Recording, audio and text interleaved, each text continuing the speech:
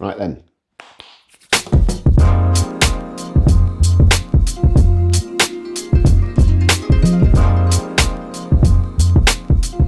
Hello and welcome to an AVForums video overview of the WiiM Amp Pro. My name is Ed Selly, I'm the hi-fi editor for AVForums. This is slightly different. The review has been on the site for a little while and there wasn't a video. We thought this was worth revisiting, so here it is. Just a short sort of set of comments on the Amp Pro. What is an Amp Pro? Well, it takes the basic premise of the WiiM Amp, for which there is also a review on the site, although there is no video, and it takes the same functionality, same form factor, and just beefs it up. How does it beef it up, I hear you ask? Well, there is a higher spec ESS DAC in the Amp Pro. There are more varieties of ESS DACs than there are Heinz products.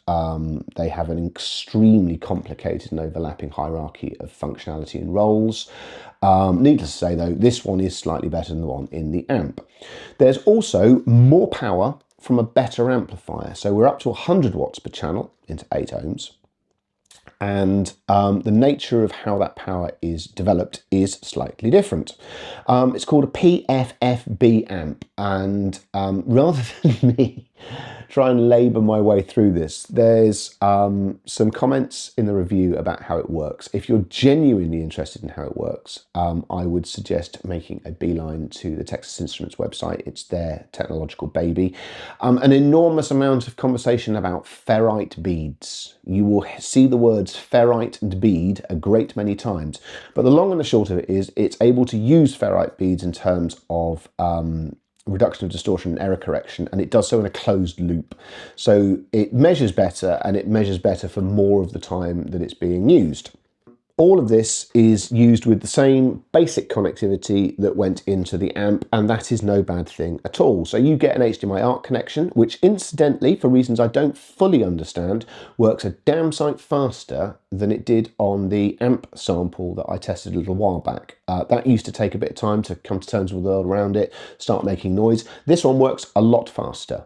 You get an analog line input, and then fundamentally there's the network connectivity that allows you to use the WiiM app.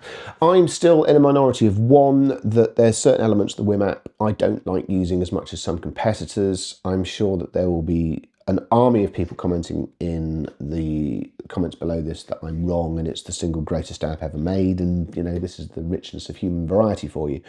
Needless to say, it's a perfectly decent app, and it's pleasant enough to use. And if you're a Roon person, and I have to be honest, I'm a fully fledged Roon evangelist, it plays perfectly nicely on that as well as being used via Spotify Connect, Tidal Connect. There's a lot of different ways of using this, and there's a remote control as well. So you are not restricted to adjusting the volume control on the front or opening up the app just to get basic functionality done. It's very comprehensive, it's very slick, and it's very easy to use.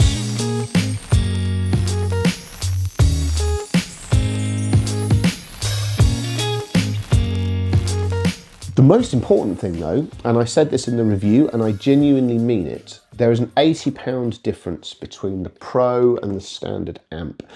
Nowhere else in the WiiM hierarchy does £80 buy you more performance than the gap that's here. When I reviewed the amp, I felt that there was an element of damning with faint praise. I awarded it a perfect score. It's a phenomenal product, but it's sort of like going, it does so much that I can look past the fact it doesn't sound as good as some of the key rivals. This does all the same things. It's still basically an all-in-one system. It requires no external equipment to function if you don't want it to, but it's taking the fight to more expensive dedicated amplifiers in a way that the standalone standard WiiM amp is not doing. Obviously, we've got reviews on the site for Fell Audio, Rotel, and so on and so forth. I always felt that they had a small margin of performance, you know, used with a standard WiiM streamer, for example, into the same loudspeakers as the amp. The Amp Pro sort of reduces that to nothing really, and at £400 it's still cheaper than most of, well, all of those products.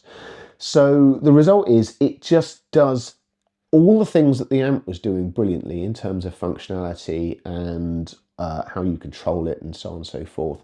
And then it proceeds to just sound quite a lot better whilst it does it. there's all the other functionality that goes into a WiiM product as well. You know, I could be here for days. It's got EQ functionality in the app and a degree of customization and configuration that is, so long as you pay attention to what you're doing and you know what you're doing, extremely useful. Or equally, you can just ignore it and never go anywhere near it, which is what I suspect the vast majority of owners will probably do. There's Bluetooth in and there's Bluetooth out to connect headphones, and once again, you know, stability is absolute. As you might imagine, I have a relatively good wireless network in this house, and I'm also relatively proficient, I should say, at setting things up. I mean, these things, you still just turn them on, plug them in, it goes, oh, I've found this, shall I do this? And you just go, yes. And it does it in a way that makes almost everything else look like it's, you know, more of a sort of Krypton factor challenge. It is seamless and unconditionally stable whilst it's on. This is just more of WiiM's ongoing domination of everything under £1,000. We've got the WiiM Amp in the offing, where there's no streaming, but it's going to be a nice partner for the Ultra.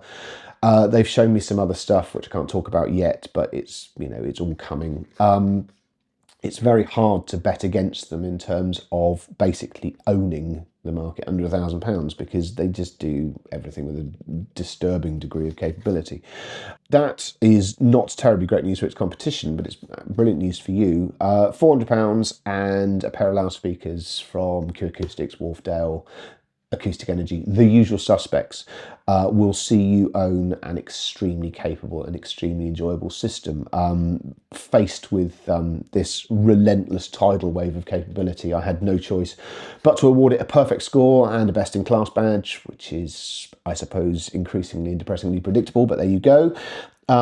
It's utterly peerless. What more can be said, really? If you've enjoyed this eulogy to the WiiM Amp Pro, please don't forget to like and subscribe. And there will be more videos, including more WiiM videos in the year. And we hope to see you again soon. Thank you very much for watching, and goodbye.